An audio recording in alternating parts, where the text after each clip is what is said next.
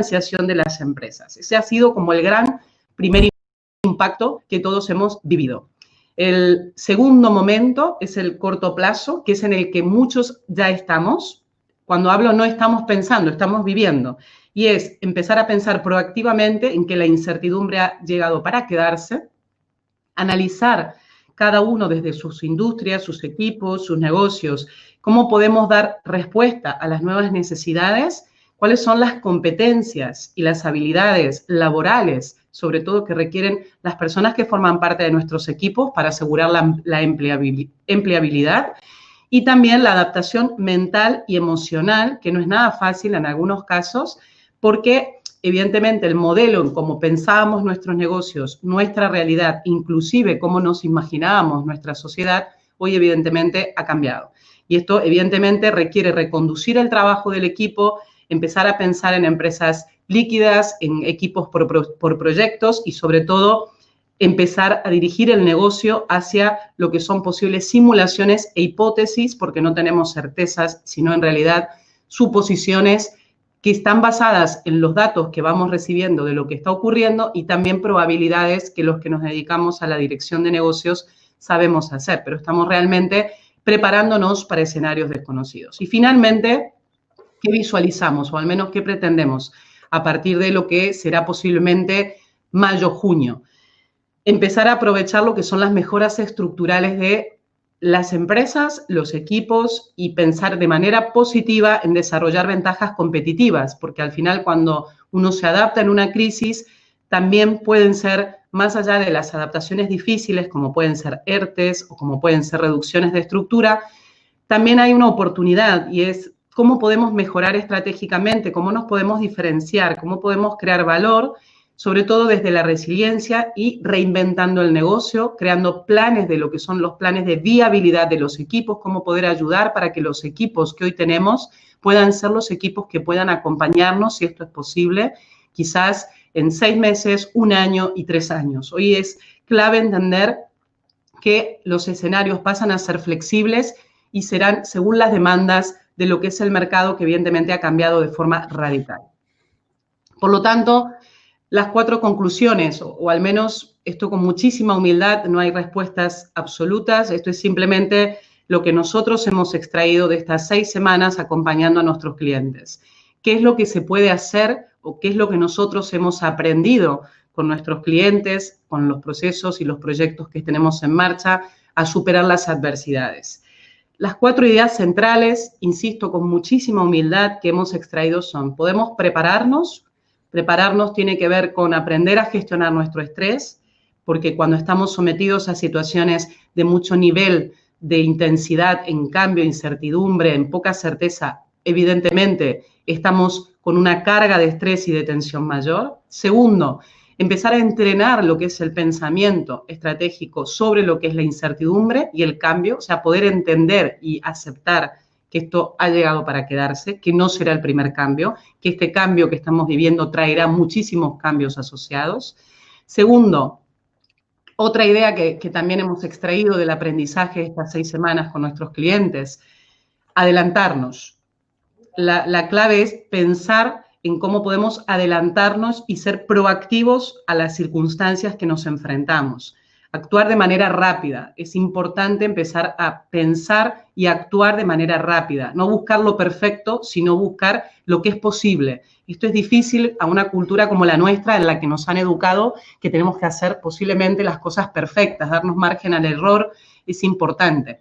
Tomar decisiones teniendo en cuenta varios escenarios. Estábamos acostumbrados a adelantarnos con escenarios conocidos, con escenarios sobre todo en donde nosotros teníamos variables relativamente controladas, a pesar de que veníamos hablando hace 5 o 4 años del VUCA, que eran entornos volátiles, inciertos, complejos y ambiguos. La realidad es que hoy son de verdad un VUCA exponencial. Por lo tanto, ser capaces de tomar decisiones teniendo en cuenta varios escenarios. Y dentro de lo que es adelantarnos, ser flexibles a los cambios inesperados. O sea, si nosotros nos dejamos de intentar controlar permanentemente cada situación y desarrollamos esa flexibilidad de que, bueno, esto puede ser así, pero también puede ser de otra manera. Y quizás la otra manera no es la que decimos, nosotros, sino a lo mejor la que un colaborador nos propone. O sea, ser flexibles es clave para poder adelantarse.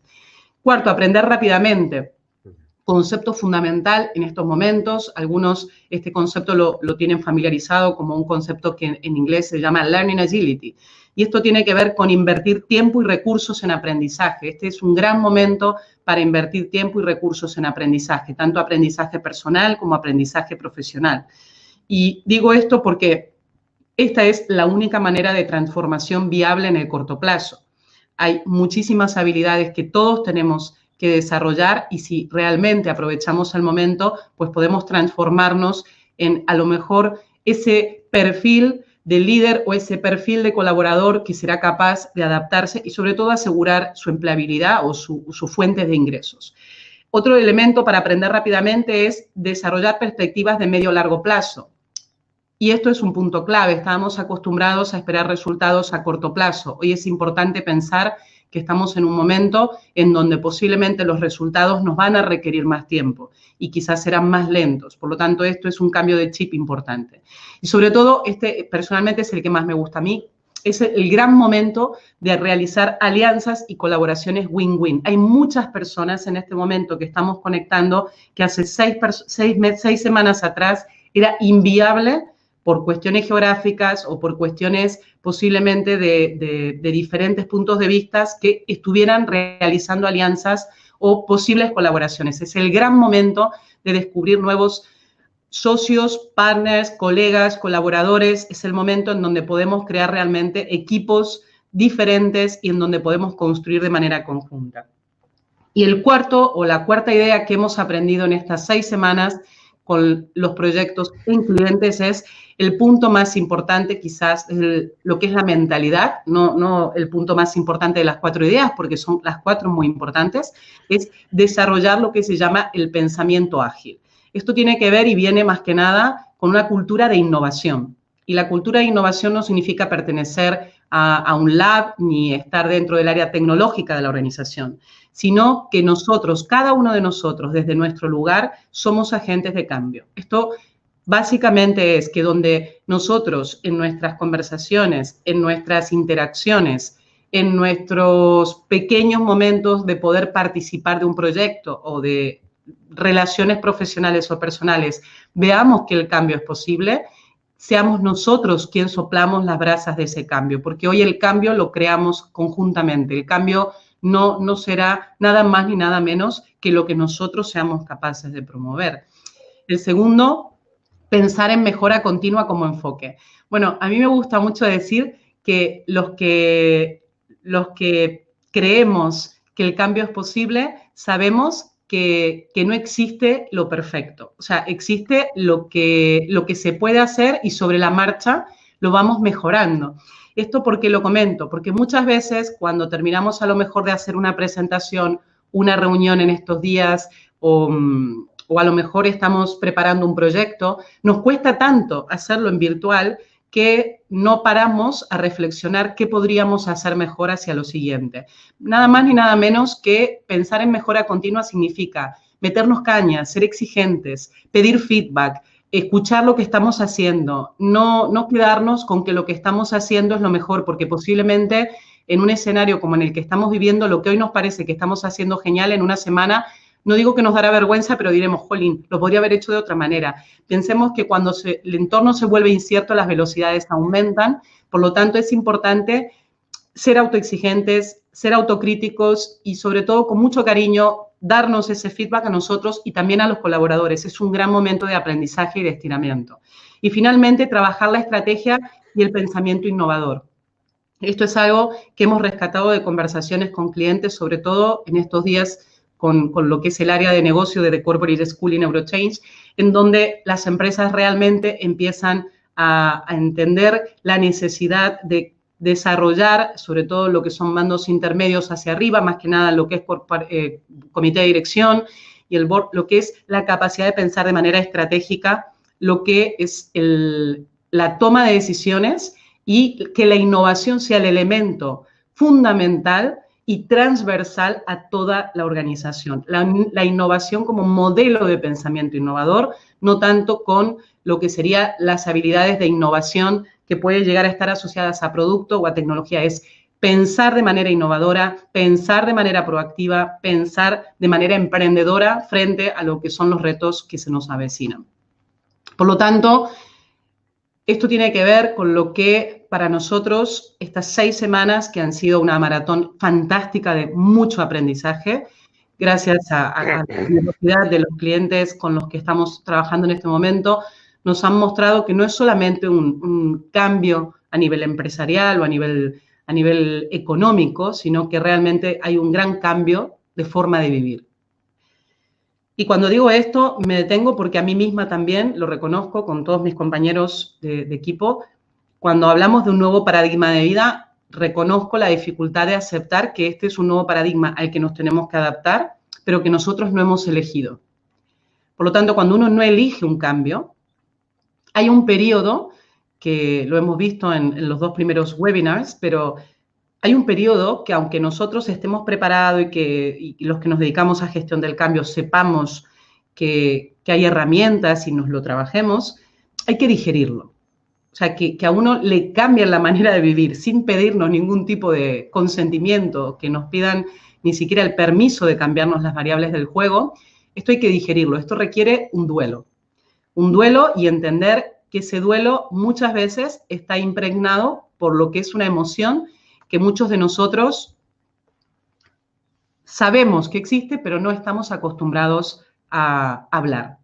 Por lo tanto, quiero proponeros, antes de pasar a trabajar el tema de qué es lo que nos pasa frente a la incertidumbre desde el punto de vista neurocientífico y profundizar más sobre esto, quiero proponeros un test. Quiero proponerles una actividad en donde me gustaría saber cómo lo veis vosotros. O sea, ¿cómo podrían ser las cosas después de la crisis? O sea, ¿cómo nos imaginamos ese futuro después de la crisis que estamos viviendo? Pero no se imaginen de aquí a un año. Imaginémonos cómo se imaginan el futuro de aquí a junio, julio. ¿Sí? Que para mí en este momento el futuro es junio, julio. Y creo que para todos, porque cuando estamos en un escenario de incertidumbre, el futuro se acorta en la capacidad de poder predecirlo. Hay una pregunta que les vamos a lanzar. Nos gustaría, de manera espontánea, les hemos elegido un par de respuestas como para sintetizarlo. La primera es, ¿se imaginan una sociedad más cohesionada y con más apoyo mutuo? ¿Se imaginan que seremos capaces de aceptar nuestra fragilidad como radicalmente interdependientes? ¿Se imagina que vamos a comprender que hay cosas más importantes que la economía? ¿O se imaginan que visualizar que el futuro existe y que no nos vamos a abandonar el pesimismo? Esto es porque muchos de los que actualmente estamos hablando, aunque están gestionando lo que está ocurriendo, hay personas que nos han manifestado muy sinceramente que están tristes, que lo que ven no les gusta y que la verdad les cuesta ver lo que puede ocurrir. Entonces vamos a lanzar esta pregunta y los que queráis. Bueno, ya veo que están respondiendo. Muy bien.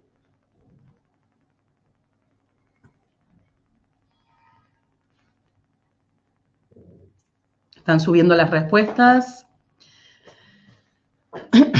Os voy a dar un minutito más para que puedan responder.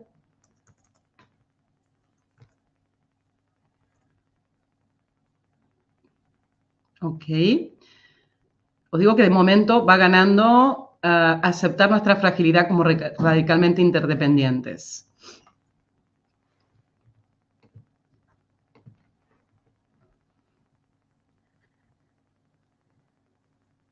¿Ok?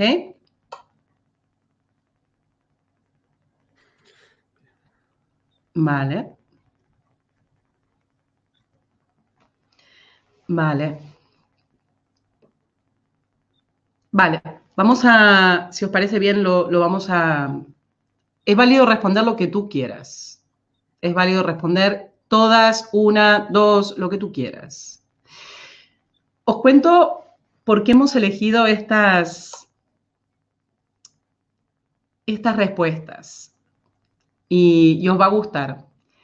Los que habéis elegido una u otra, son todas válidas. Voy a volver a la presentación. Voy a compartir cerramos ahora la votación, por favor. Este es el resultado. Ay. No, mostramos el resultado, si te parece, Gonzalo. Ah, sí, claro. Vale, ok. El resultado que ha salido de la votación que habéis hecho es 16,66%, una sociedad más cohesionada y con apoyo mutuo. Aceptar nuestra fragilidad como radicalmente interdependientes, un 30%. Comprender que hay cosas más importantes que la economía, un 23,33%. Y visualizar que el futuro existe, no abandonarnos al pesimismo. O sea, tenemos una mayoría, me siento como si estuviera en el bingo en este momento, pero tenemos una mayoría de aceptar nuestra fragilidad como radicalmente interdependientes y visualizar que el futuro existe y no abandonarnos al pesimismo. Os voy a contar a quienes piensan como vosotros. Todas son válidas. Os voy a contar quiénes piensan como vosotros. Voy a volver a la presentación. Dame un segundito. Vale. Les voy a presentar grandes pensadores. No, disculpa, la presentación lo tienes ahí. Esta la cierro, ¿eh? Ahí está. La estoy proyectando, ¿no? ¿La veis? Sí. Vale. Sí. Hemos extraído las propuestas de pensamiento y de reflexiones de 4 grandes pensadores que se han aventurado a hablar de lo que será la sociedad post-pandemia, y ellos consideran que la sociedad será más solidaria. Por ejemplo, en el caso de Victoria Camps, que es una filósofa española y posiblemente muchos de vosotros la conocéis, en una entrevista que le hicieron para La Vanguardia, dijo que la crisis puede desembocar en una sociedad más cohesionada y con más apoyo mutuo, pero no todos confían en ello, con lo cual, como habéis visto, coincide de alguna manera con lo que habéis contestado en el test. O sea, evidentemente, para algunos esto es posible, pero de manera generalizada, evidentemente, no es tan fácil.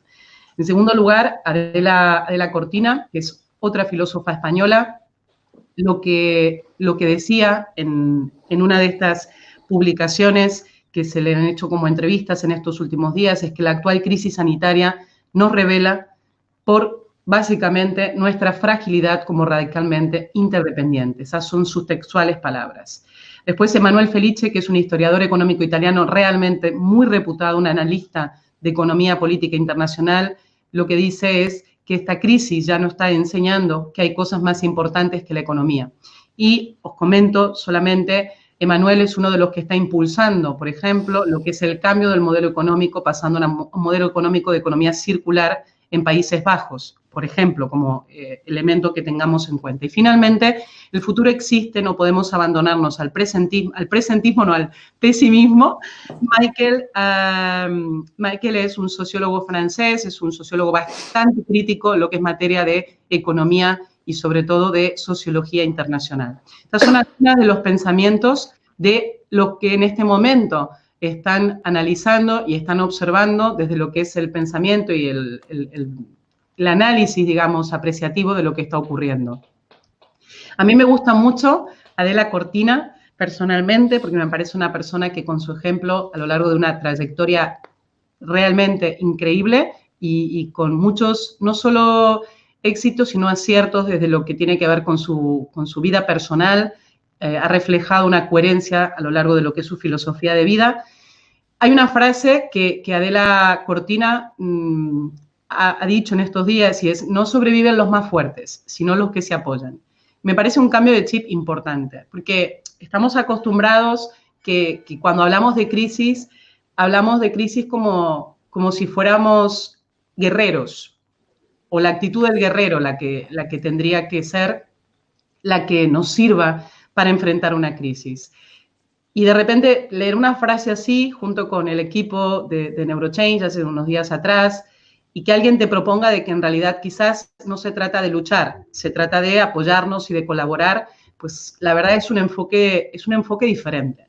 Tiene que ver con un enfoque de colaborar, tiene que ver un enfoque de menos jerarquías, tiene que ver con un enfoque de más humildad y de, sobre todo, más humanidad, porque si hay algo que de verdad tiene toda la situación en este momento que enseñarnos es que si compartimos los problemas y buscamos las soluciones entre todos, el esfuerzo es mucho más eficiente. O sea, en realidad, cuando decía al principio de la presentación de hoy, las neurociencias básicamente lo que promueven es el abundance mindset, que tiene que ver el pensamiento abundante. ¿Qué tiene que ver con lo que estoy diciendo ahora? Tiene que ver que en realidad se trata de hacer la menor cantidad de esfuerzo posible para obtener la mayor cantidad de beneficios posibles. Esto solo se logra de manera colaborativa. O sea, si una persona aprende a trabajar de manera colaborativa, como por ejemplo se puede observar como es un partido de rugby, en donde en realidad trabajan en equipo para poder conseguir los resultados,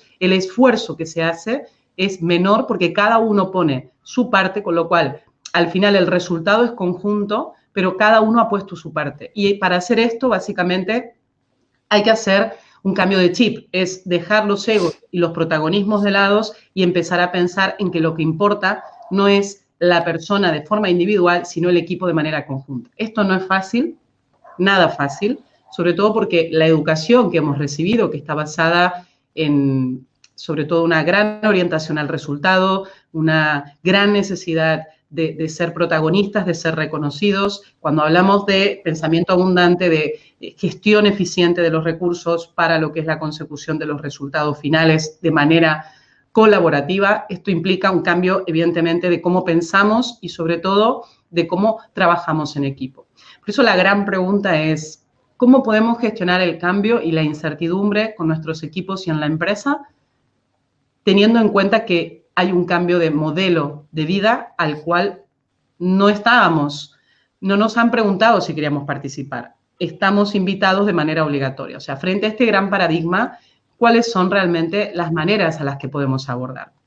Por lo tanto, y le daré el paso a mi compañera Gemma, para poder entender cómo cambiar el chip, lo primero que tenemos nosotros hoy, ganas de compartir con vosotros, con un vídeo muy corto, pero realmente muy preciso, es ganas de compartirles cómo procesa el miedo nuestro cerebro. Si nosotros entendemos cómo procesa el miedo nuestro cerebro, posiblemente parte de ese miedo lo podamos empezar a controlar y empezamos a entendernos mejor y, por tanto, entenderemos mejor a nuestros compañeros, nuestros colaboradores, nuestros equipos, nuestras familias. Pero si al miedo no lo entendemos, si en el miedo dejamos el suspenso de no sé lo que me pasa y no sé cómo gestionarlo, el miedo al final se apodera de nosotros. Por lo tanto, el punto de inflexión de este webinar es entender cómo procesa el miedo nuestro cerebro y a partir de aquí empezar a domar el miedo desde otro punto de vista. Dejar de ocultar el miedo, enfrentarlo, entenderlo y empezar a tener herramientas que Gemma nos va a compartir para poder abordar el miedo y poder transformar el miedo en lo que será el catalizador o la gran herramienta de transformación en estos momentos. Vamos a ver un vídeo, entonces lo que les voy a pedir es arriba a la izquierda, un segundo, aquí, un segundito, arriba vais a encontrar un botón que dice activar sonido. Tenéis que ir arriba, botón izquierdo, vais a ver que aparece una pestañita que dice activar sonido. Activen el sonido, asegúrense que el volumen está correctamente. Y vamos con el vídeo de cómo procesa el miedo nuestro cerebro.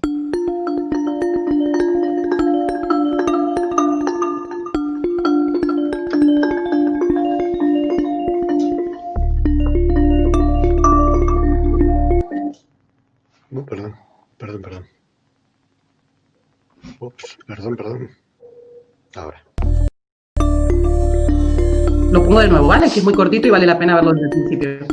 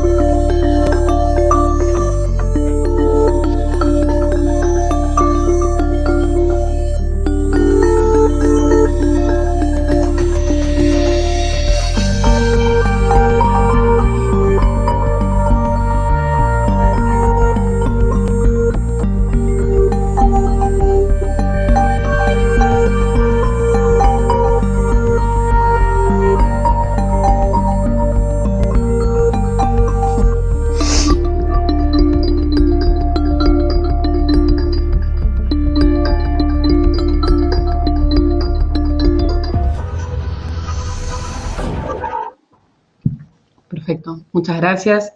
Gemma, ¿podemos volver a la forma anterior, Gonza, porfa? Así les puedo ver.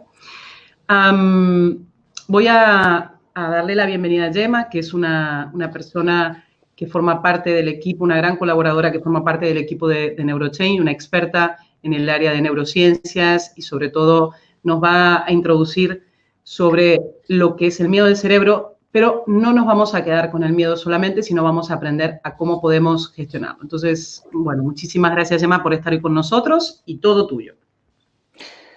Muchísimas gracias. Es un placer estar aquí hoy con Lorena y con Gonzalo y muchas gracias a los que estáis aquí interesados en estos temas. Una cosa que ha dicho Lorena que es súper importante es poder entender cómo funciona este miedo a nivel cerebral para poderlo gestionar, ¿no? Quería hacer 4 pinceladas y voy a recoger del vídeo que acabamos de ver la idea, el concepto de que el cerebro prioriza la información amenazante ante cualquier otro input o cualquier otro proceso cognitivo. De hecho, el cerebro está diseñado de manera que va a entender antes una amenaza que le despierte miedo frente a cualquier otro estímulo, ¿vale?, que se le pueda presentar, ¿no? Y entonces, ¿qué ocurre? Ocurre lo que decimos que es un secuestro emocional. Hay un secuestro porque el miedo que se sitúa que activa sobre todo la parte de la amígdala, que las amígdalas son como pequeñas almendritas que hay uno en cada lado del hemisferio y están en el centro del sistema límbico, en nuestro centro de las emociones, toma las riendas del cerebro, ¿vale? ¿Por qué? Porque siente que hay esa amenaza y hay un riesgo de supervivencia. Eso nos ha permitido sobrevivir a lo largo de toda la evolución de la humanidad, ¿no? Entonces, el miedo, además, nos puede despertar emociones como pues, el enfado, la tristeza, la preocupación, la ansiedad, la agresividad, ¿vale? Y cuando estamos en este modo, esto está afectando muchísimo a las funciones cognitivas, que son las funciones propiamente del córtex prefrontal, que es la parte que está aquí detrás de la frente, ¿no? Entonces vemos que está comprometida la memoria, la toma de decisiones, la productividad, ¿no? Y también, claro, las relaciones, ¿no? Entonces, este miedo que activa la amígdala, parte del sistema límbico, como decimos, y que pertenece a este cerebro primitivo, está obstaculizando que pensemos con claridad, ¿no? Que eso es algo que es una responsabilidad del córtex prefrontal y que es súper importante que lo entendamos para poderlo gestionar, como comentaba Lore, porque si no, no podremos tomar esas buenas decisiones, no podremos pensar con claridad, ¿no? O sea, que hay que tener este concepto claro de que todo lo que entra en la categoría de amenaza es un disparador que va a impedir la actividad del resto del cerebro. Las buenas noticias es que se puede gestionar y esto es muy buena noticia, ¿no? Porque claro, la incertidumbre, podríamos decir que es un gran disparador del miedo, es un gran disparador del miedo, no sabemos. Incertidumbre es, pues decimos, el cerebro es a prediction machine, ¿no? Es una máquina de hacer predicciones y de incertidumbre, como está pasando ahora, por ejemplo, nos ayuda y esto puede ser un disparador del miedo, ¿no? Hay que tener esa conciencia para poderlo gestionar porque se está viviendo como una amenaza, el cerebro lo interpreta como una amenaza y como un riesgo de supervivencia. Entonces el cambio, ¿no? El cambio para el cerebro, el cambio que viene del latín cambium, ¿no? Es, pues bueno, es intercambiar una cosa por otro, ¿no? Es así. Pero claro, cuando ese cambio además te viene impuesto, lo vimos como una profunda crisis, ¿no? A nivel mental. Entonces nuestro cerebro más primitivo, que es este cerebro reptiliano, ese cerebro mamífero, ¿vale? Nos quiere proteger, o sea, el cerebro está diseñado para protegernos del dolor y para acercarnos al placer. Es on and off, ¿no? Estamos en una cosa, estamos en la otra y por tanto, si nos viene un cambio que está impuesto y que además está mal explicado, lo que hace es que pone en tela de juicio nuestra integridad, ¿no? Y lo podemos ver como una crítica a lo que estamos haciendo y nos puede hacer sentir anulados, ¿no? Entonces, cualquier cambio que queramos imponer hay que tener en cuenta que es un cambio profundo en el modo de ser de las personas. ¿Por qué? Porque nos está haciendo replantear hábitos, nos está haciendo replantear nuestro mindset, ¿no? Nuestra manera de pensar, nuestras maneras de sentir, y eso está requiriendo requiere un gran esfuerzo de adaptación, porque se nos está cuestionando incluso nuestra identidad en el mundo, ¿no?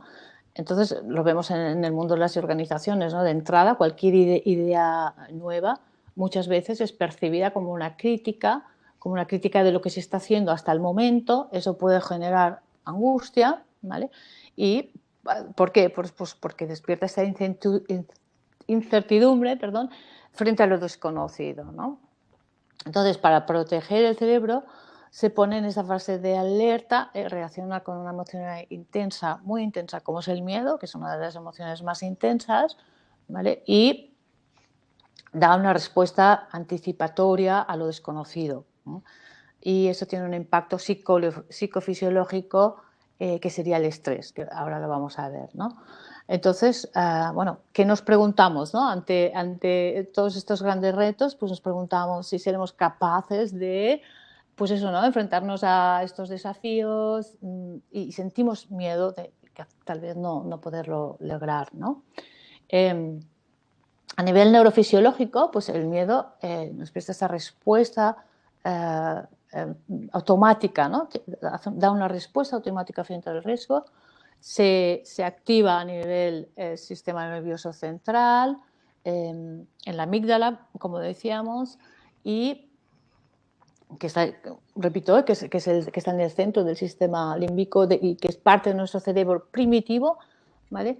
Y que su función es la supervivencia. Entonces, pues liberamos adrenalina, cortisol, se acelera el ritmo cardíaco, el sistema respiratorio, hay sudoración, hay tensión muscular, ¿no? Hay todo un repertorio de respuestas, como si el cuerpo estuviera preparado para una batalla.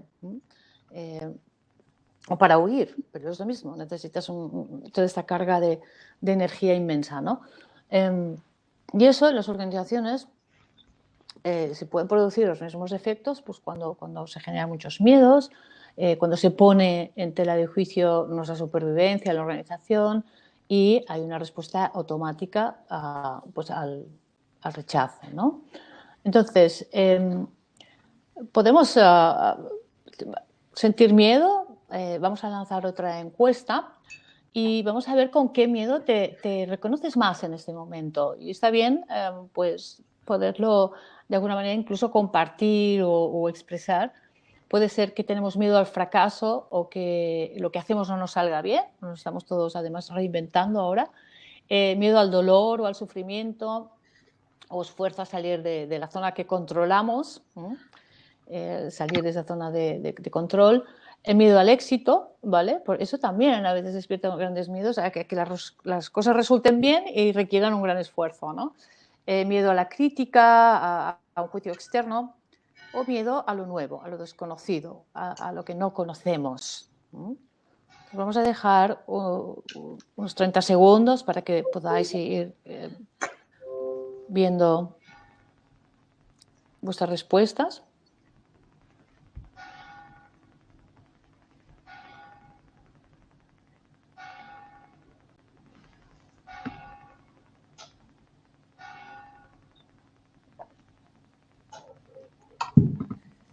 Bueno.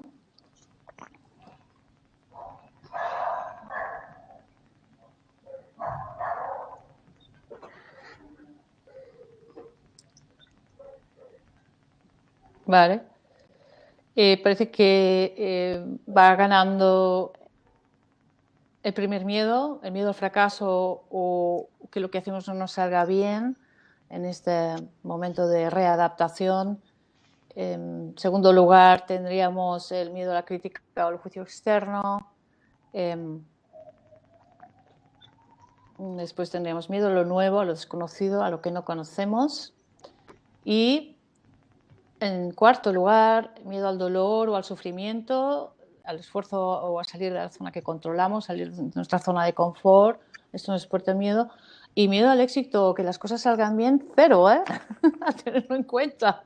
Sí, sí. Bueno, también Gem- requiere... Gemma, disculpa, dime. finalizo la encuesta para que puedan ver los resultados ellos. Sí. Ah, ¿ellos Vale. no están viendo esto? No, Ah, vale. una vez que ya han votado, pues ahora compartimos Ahora, los vale. resultados y ahora ya lo tienen en pantalla. Ok.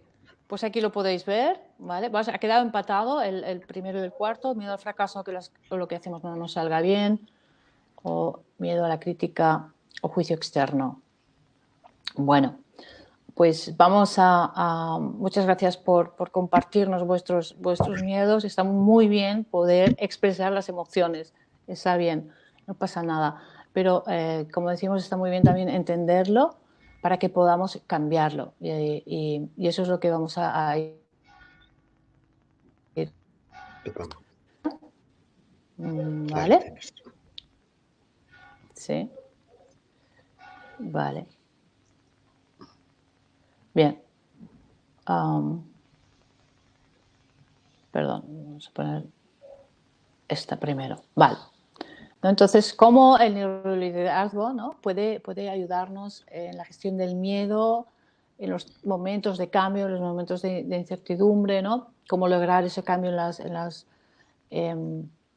organizaciones. Veníamos hablando de cómo el mecanismo que contrarresta esta activación de la amígdala es la corteza cerebral, que la corteza cerebral es la parte más distintivamente humana y que se encarga, pues eso, de analizar la información, de elaborar una información más refinada, y eso es lo que puede calmar nuestros miedos, ¿no? Lo que calma a la amígdala.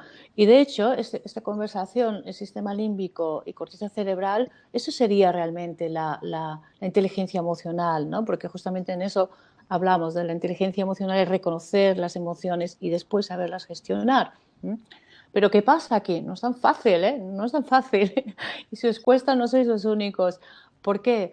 Porque, claro, evolutivamente hablando, y hay que entenderlo así, nuestra corteza cerebral es mucho más nueva que nuestro cerebro primitivo, como es el reptiliano o el sistema límbico o mamífero, ¿no? Por lo cual, resulta ser mucho más lento, requiere de mucha más información que tenemos que comprobar que sea cierta, para determinar que el estímulo tal vez no es tan amenazante o que sí que tenemos un margen de acción, ¿no?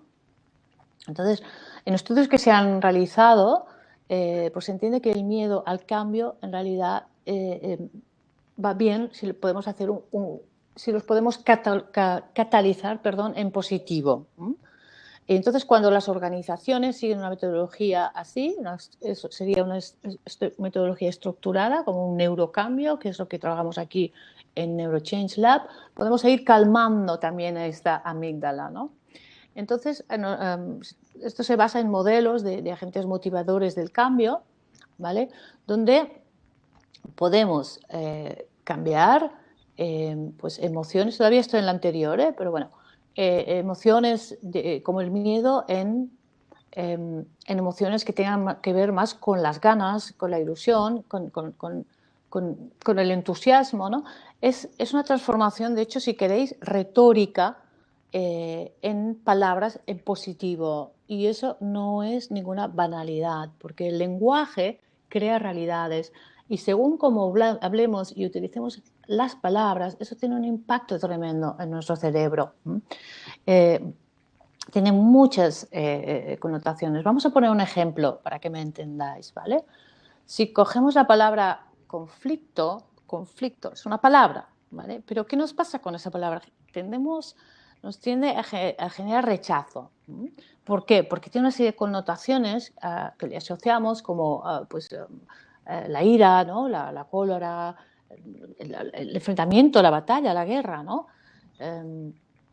Entonces, en realidad, si piensas, ¿no? Un conflicto, ¿qué es? Un conflicto es un desacuerdo entre dos o más personas, ¿sí? Esta sería una definición como más neutra.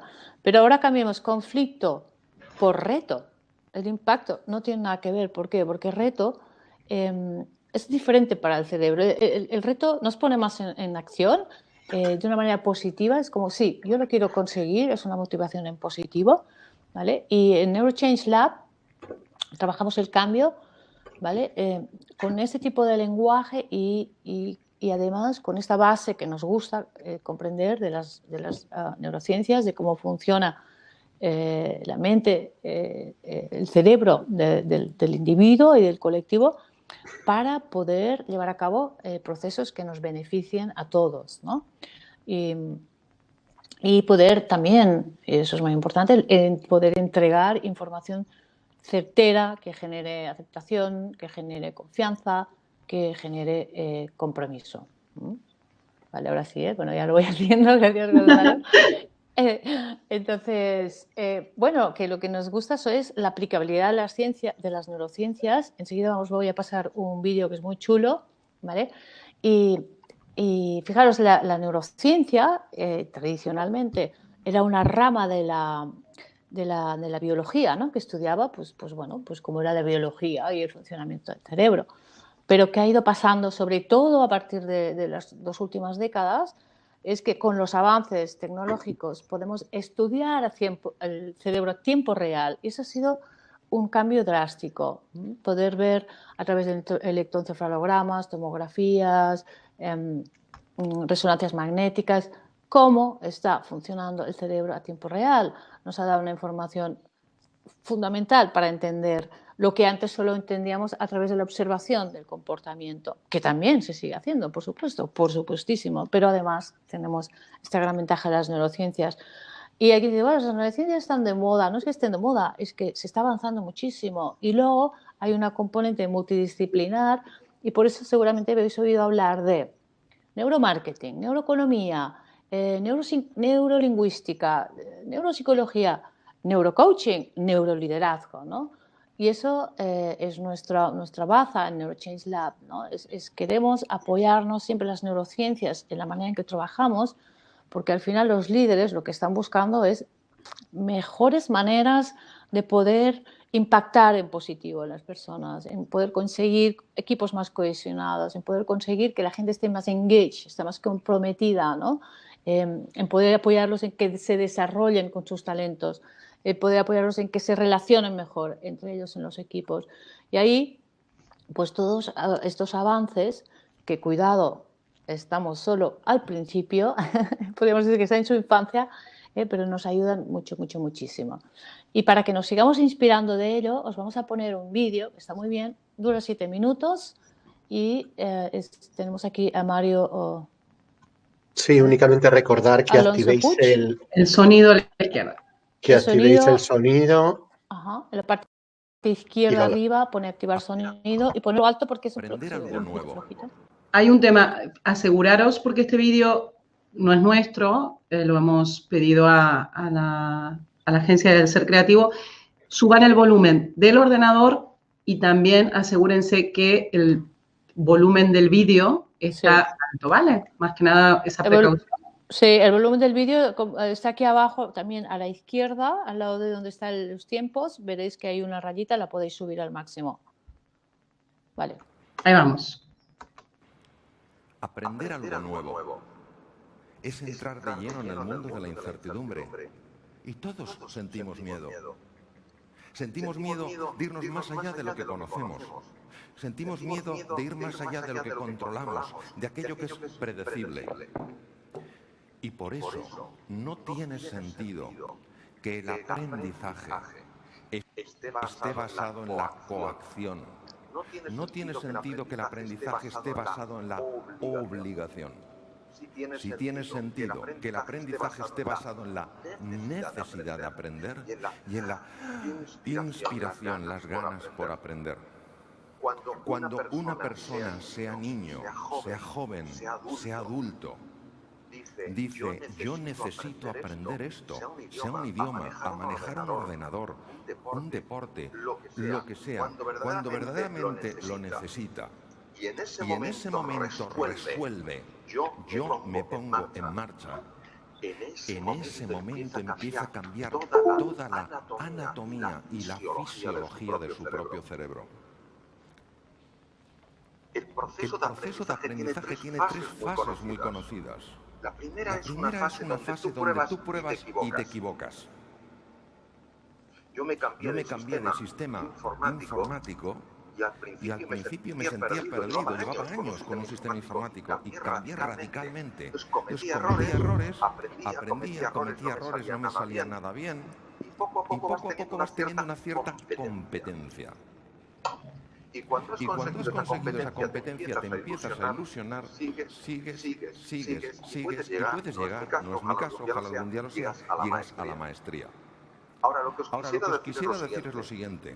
Cuando un ser humano dice, yo necesito aprender esto, o se siente inspirado a aprender, y resuelve, determina, se compromete con el aprendizaje, empieza a cambiar su cerebro.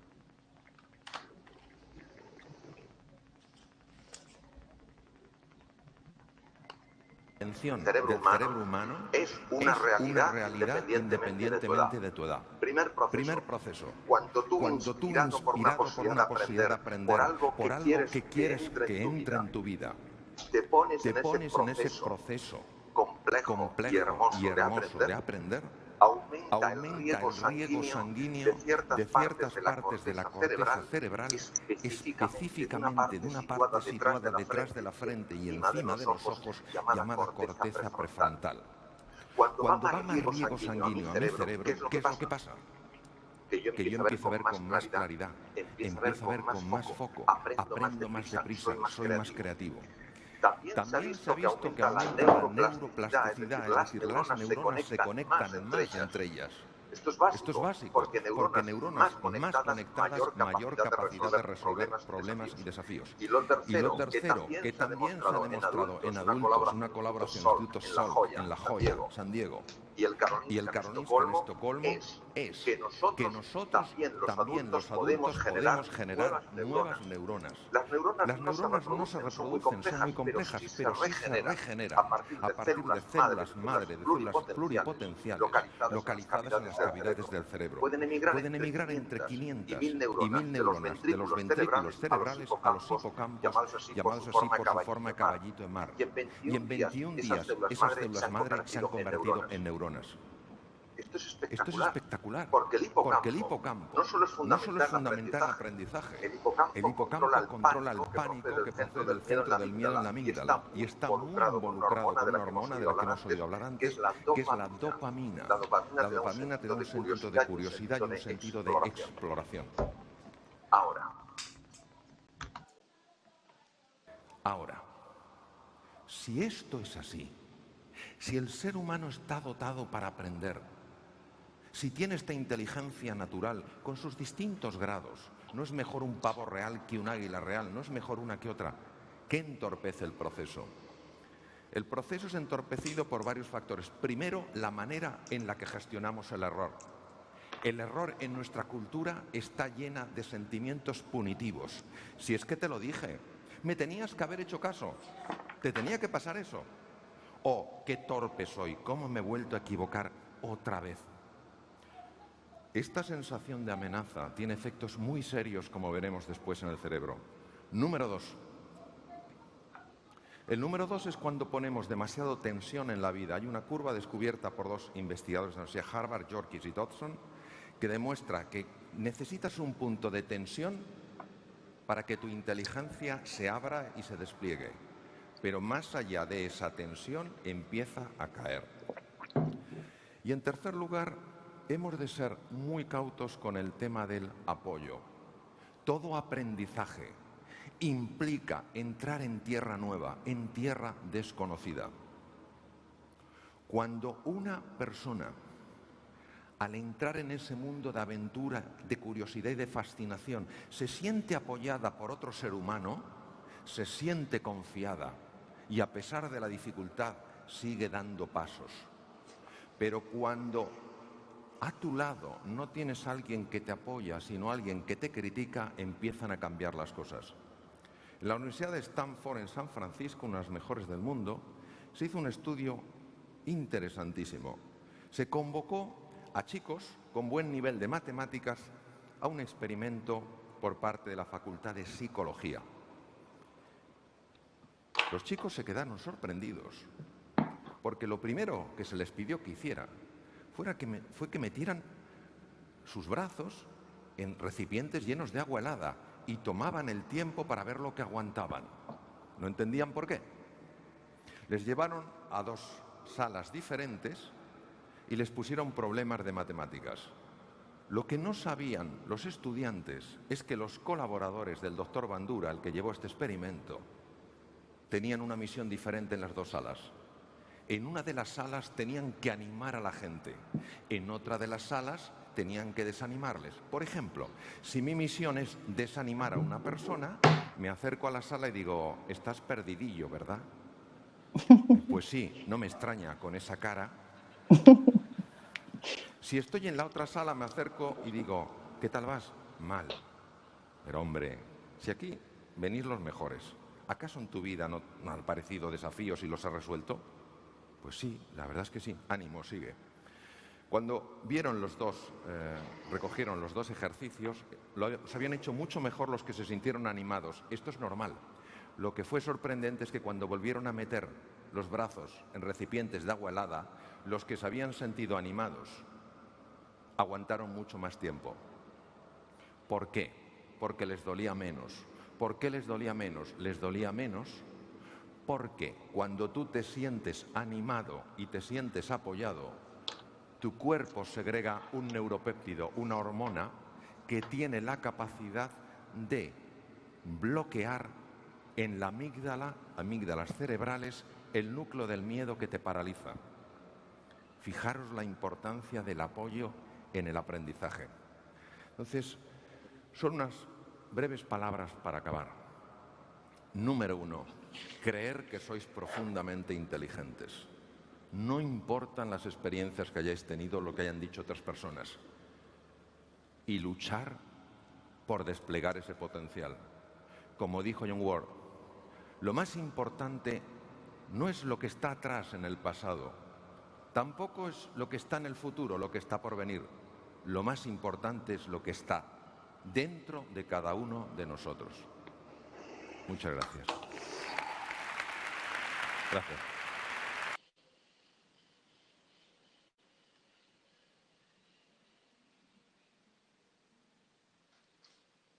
Muy bien. Pues bueno, espero que os haya inspirado esta fantástica charla de María Alonso Puig.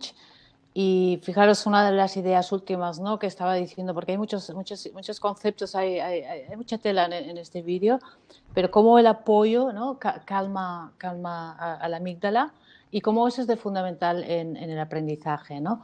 Entonces, esto, si le llevamos al tema del liderazgo, fundamental eso tenerlo en cuenta, y fundamental tenerlo en cuenta en ese momento que hablábamos de incerteza, como esos escenarios que no sabemos cómo serán, ¿no?, nos pueden despertar ese miedo.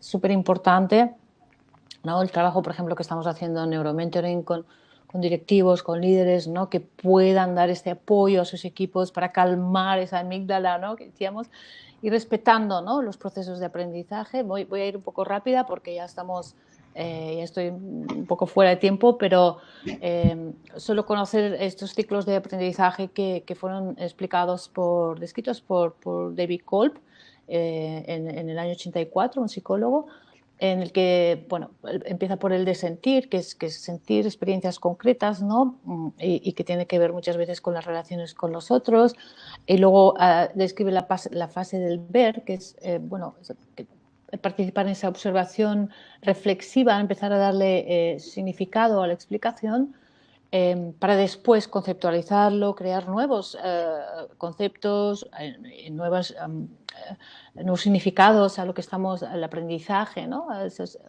situaciones, y para luego pasar a cómo lo aplicamos, ¿verdad?, cómo podemos actuar, probar nuevas ideas.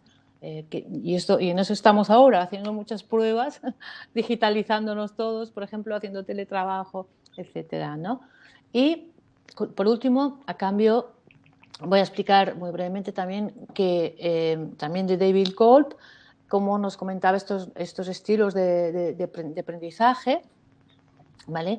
Que, bueno, distingue, todos somos diferentes, ni uno es mejor que el otro y muchas veces se pueden solapar estos estilos, ¿no? Pero distingue el convergente, que el convergente para aquellos que lo conocéis y que conocéis los test de los arquetipos, correspondería al sabio rey, y un sabio rey que es, pues está ahí en su trono, analizando la información, ¿no? Es una persona muy práctica, muy organizada, que igual le cuesta tomar una decisión, pero cuando la toma, es muy orientado a tareas y la ha tomado. Ha habido mucho análisis antes, ¿no? El divergente sería el amante en los arquetipos, que es mucho más sociable, más orientado pues, a personas, más soñador, también es más flexible. Después tenemos el asimilador, que el asimilador sería el mago de los arquetipos, que el asimilador es, bueno, pues que tiene un pensamiento abstracto, es innovador, genera ideas, ¿no? Es bastante innovador y sale de la reflexión también esto, claro. Y luego tendríamos el acomodador, que sería el guerrero, ¿no? Es el let's go for it, ¿no? Es muy espontáneo, es muy dime los objetivos y me pongo en marcha, muy orientado a la acción, ¿no? Y eso son cuestiones muy importantes a tener en cuenta. Y por último, solo hacer la reflexión de que en Neurochange entendemos la reactividad fruto de este miedo a veces como un patrón desadaptativo, ¿vale? Por miedo a ese futuro incierto, ¿no? Entonces, pues bueno, informar es muy importante, calmar por ejemplo, los influenciadores negativos que pueden extender rumorología y intentar dar certezas por poco que sean y por poco que sean de muy a corto plazo, ¿vale? Y dar mucha estructura y paso a paso cómo podemos seguir avanzando. Y con eso termino y le paso la palabra a Lorena. Muchas gracias, Gemma. Hasta aquí hemos visto cómo nuestro cerebro interpreta el miedo y con lo que hemos compartido desde la visión de Mario Alonso Puig, que es un referente en medicina y sobre todo en innovación en medicina, cómo al final las personas, la primera clave es cómo las personas tenemos o aprendemos a lo largo de 4 grandes momentos, ¿no? Que explicaba Gemma, que es sentir, ver, pensar y hacer. Esto es importante porque es una clave de cómo abordar ese miedo. El miedo se disuelve cuando nos damos cuenta cuál es nuestro ciclo de aprendizaje y, como bien explicaba recién Gemma, también cada uno de nosotros abordamos una situación de cambio o una situación de amenaza, una situación de salir de nuestra zona de confort según lo que es nuestro estilo. Los convergentes, que son mucho más racionales o quizás mucho más orientados a correr la menor cantidad de riesgos, les cuesta más, son más lentos. Los divergentes, que son más orientados a las personas, les cuesta también el cambio porque piensan sobre todo en las emociones y en proteger a las personas que quieren y protegerse ellos mismos. Y luego tenemos los asimiladores y acomodadores. Seguramente algunos de vosotros os habéis visto reflejado con la figura del asimilador, que es más el visionario, el que crea las ideas, el que de alguna manera tira hacia adelante, pero que evidentemente esa rapidez muchas veces choca con otras personas que les cuesta más. Y finalmente el acomodador, ¿no? Que es el orientado a la acción, el que pone en marcha y que es muy rápido frente al cambio. Entonces, ¿por qué es importante estos puntos? Es importante tenerlos en cuenta porque son 2 grandes claves. Conocer el ciclo de aprendizaje humano frente al miedo y segundo, cómo cada uno se posiciona. Pues vamos a hacer la última propuesta porque al final llegamos al punto en donde, bueno, ¿cómo lo hacemos, no? Entonces, la prueba 3 es, si sabemos cuál es el ciclo de aprendizaje del adulto y sabemos cómo podemos funcionar, hoy queríamos finalizar la sesión del webinar con una reflexión. Hemos preparado un material que luego queremos compartir con vosotros y lo primero es, ¿sé cómo diagnosticar el cambio necesario dentro de mi equipo, de mi organización?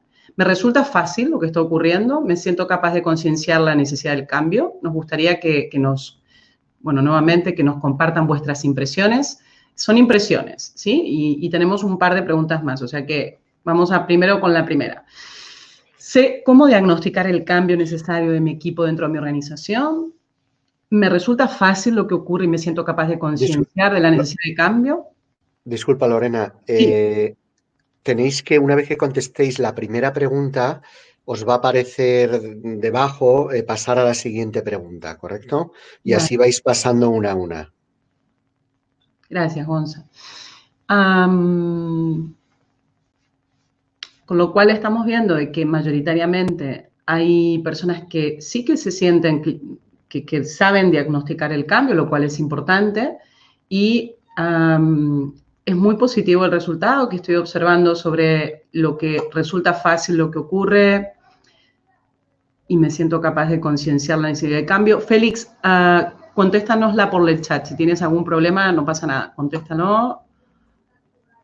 Solo sale la opción de cerrar la encuesta, dice Arantxa. Vale. A mí me están apareciendo resultados, ¿eh? No, todavía no hemos terminado, Arantxa, por eso es que no se ven las preguntas. La primera pregunta dice, sé cómo diagnosticar el cambio necesario de mi equipo dentro de mi organización. Me está apareciendo 60,86, o sea, casi 61%. 14 personas dicen que sí, 9 personas me dicen que no. Me resulta fácil lo que ocurre y me siento capaz de concienciar la necesidad del cambio.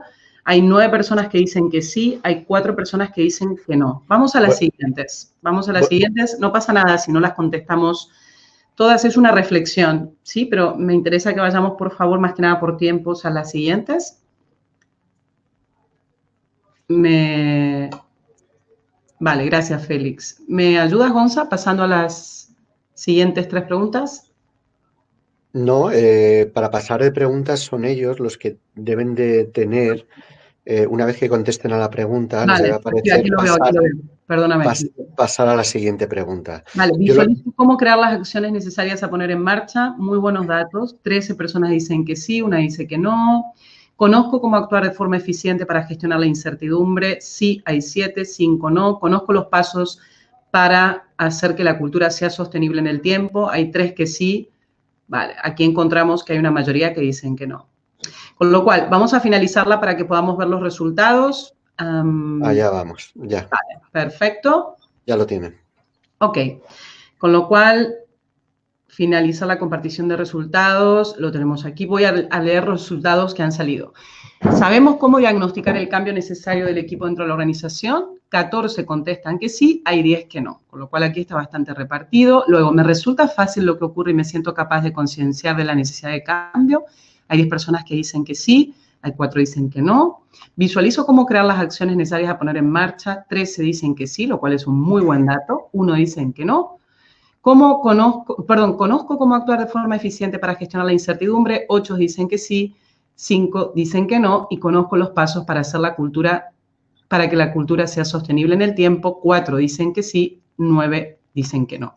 Con lo cual, ¿por qué queríamos compartir con vosotros esta reflexión? Básicamente porque nosotros lo que estamos haciendo en estos momentos con nuestros clientes es, una vez que tú tienes claro cuál es el proceso de aprendizaje frente a una situación de cambio y cómo eres tú en función de tu estilo de aprendizaje, nosotros lo que trabajamos es con una metodología que permite ordenar, que permite tener una guía, y siempre con muchísima humildad es una guía que está funcionando, que da cierto orden en lo que es un proceso de cambio. Entonces, nuestra metodología de cambio con la que estamos trabajando ahora tiene 5 momentos, y el primero es ayudar a los líderes a que sean capaces de diagnosticar el tipo de cambio al que se están enfrentando. Cada organización tiene una historia y una adaptación al cambio, y cada industria tiene un ritmo que es totalmente distinto a otro. Segundo, tener claros cuáles son los elementos para poder ayudar a concientizar al equipo de la necesidad del cambio, a concienciar básicamente a un equipo en la necesidad del cambio. Esto no es tan fácil. Ahora contaremos un par de tips. Crear, veréis que está escrito con K, porque nosotros crear aquí es planificar acciones requeridas más allá de la zona conocida, de la zona que estábamos habituados. Crear acciones también innovadoras. La innovación es fundamental en esa planificación. Luego, actuar de forma eficiente para gestionar el mismo, y reforzar, sobre todo, que es un punto fundamental, porque el ejercicio de poder reforzar un cambio es lo que da la fortaleza y el aumento, digamos, de lo que se llama la autoestima organizacional. O sea, realmente poder aprender una experiencia de cambio.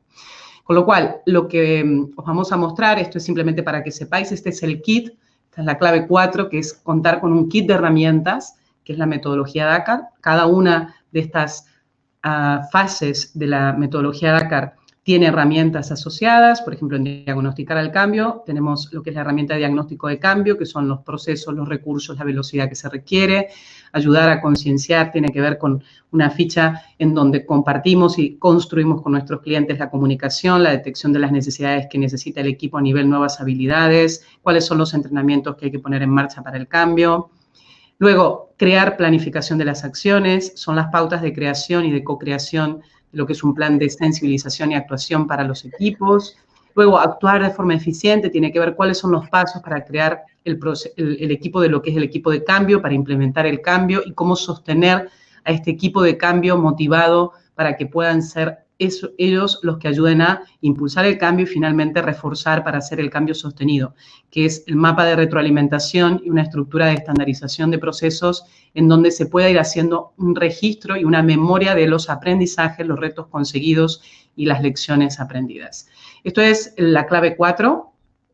Hay un ejercicio práctico que os lo vamos a presentar como ejemplo para que veáis un poco cómo es lo que trabajamos. Nosotros generalmente lo primero que hacemos con un cliente es trabajar un checklist de neurocambio para que puedan ver estos pasos y sobre todo les decimos cuáles son los elementos que tienes que tener en cuenta. Esto generalmente en la primera conversación no es lo que utilizamos, sino en la segunda o la tercera, pero bueno, hay un checklist de neurocambio que es lo que nosotros co-creamos con el cliente y es básicamente para ayudarles a lo que se denomina en neurociencias, ayudar y fomentar el cambio intencional. No es solamente lo que debemos hacer, sino cómo lo debemos hacer y llevarlo adelante. Por ejemplo, esto es un elemento en donde también ponemos atención, es ayudarle primero al líder con él mismo, cuál es el plan de neurocambio a partir de lo que es la metodología Dakar y, sobre todo, ayudarle primero que él se centre con él, con lo que él considera, teniendo en cuenta lo que le está pidiendo la organización en los 5 grandes momentos o las 5 pautas que tiene la metodología Dakar. Y finalmente queremos cerrar la sesión con un resumen, ¿no? Un resumen de todo lo que hemos visto a lo largo de este webinar. Hemos visto en este webinar que estamos frente a un cambio de paradigma de vida, hemos visto cómo las neurociencias nos pueden aportar información sobre el miedo, sobre lo que son los procesos de aprendizaje, el estilo de aprendizaje que cada uno tenemos, la importancia de reflexionar si tenemos realmente una guía o una mínima base de poder saber actuar frente a un cambio de una manera estructurada y organizada, sobre todo para que podamos hacer un uso eficiente de los recursos. Y queríamos cerrar con lo que son los 5 preceptos de alguien que para nosotros es muy inspirador, sobre todo porque, aparte de ser un gran pensador, es una persona que se dedica a la gestión del cambio organizacional y, sobre todo, en conflictos internacionales. Es un referente que es Jim Hammerling. Y las 5 grandes ideas con las que nosotros queríamos despedirnos hoy es, primero, para realmente la gestión del cambio que ha venido a quedarse, es poner a las personas en primer lugar, que seamos capaces de inspirar a través del propósito. El propósito es más allá de los resultados económicos, es la razón por la cual somos líderes y la razón por la cual estamos juntos, junto a nuestro equipo y juntos en la organización para poder superar estos momentos y los que queden por delante. Tercero, preparar a las personas con las capacidades necesarias para tener éxito. Cuando digo éxito es empleabilidad, o sea, ayudar a que nuestros equipos se desarrollen para que sean capaces de que realmente puedan seguir en sus puestos de trabajo transformándose. Luego, inculcar una cultura de aprendizaje continuo. Y cuando hablo de aprendizaje continuo, tiene que ver con todos los conceptos que vimos hoy, el Agile Mindset, el Learning Agility y todo lo que tiene que ver con la innovación. Y finalmente, tener una visión, una estrategia y así como apoyar y escuchar a las personas que están a nuestro alrededor, siendo humildes, trabajando conjuntamente con ellos y sabiendo que no hay verdades absolutas y que estamos en una nueva forma de cómo seguir profesionalizándonos, que es el modelo colaborativo y que es el que nos va a asegurar poder seguir adelante enfrentando este reto y los retos que nos queden por delante. Esto es un poco el final de la sesión. Hay algunas preguntas. Muchas gracias, Eduardo. Hemos llegado al final igual, así que te has quedado hasta el final. Hay algunas preguntas que... Mira, hay una pregunta que no quería que se quedara en el aire. Arantxa preguntaba, lo has respondido cuando lo presentaste, Gemma, pero decía si el miedo siempre es percibido como amenaza. Te preguntaba cuando estabas hablando, Gemma. Si quieres comentarlo o... Sí, claro. Muchas gracias por la pregunta. El miedo para el cerebro es siempre una amenaza. Es cuando ya, digamos, entra en línea nuestro córtex prefrontal con el sistema límbico que empezamos a analizarlo, a valorarlo y a calmar la amígdala que está con el miedo, pues eso, ¿no? Porque vemos, bueno, pues tranquilo, que yo tengo recursos, tranquilo, que tengo apoyo, tranquilo, que yo cojo las riendas. Y es como vamos calmando el miedo, efectivamente. Pero de entrada, para el cerebro la amenaza es, el miedo es amenaza, es en riesgo mi supervivencia y nos viene de este cerebro antiguo, efectivamente.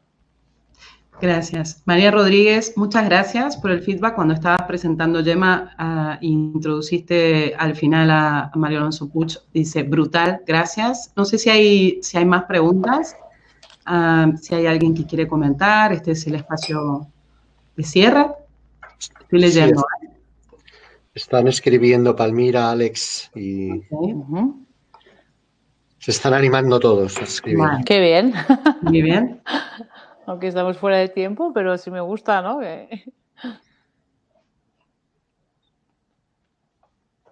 También es verdad que hemos empezado 10 minutos tarde, ¿no? Porque hemos dejado que la gente fuera llegando a la sala. Doris nos dice, muchas gracias por vuestra brillante presentación. Muchísimas gracias, Doris, por tu generoso feedback. Gracias, Mónica. Muchas gracias. Mónica nos dice, fantástico, muy interesante. Muchas gracias por compartir toda esta información. Palmira también igual. Mónica. No, y Palmira estoy leyendo el de arriba. Sí.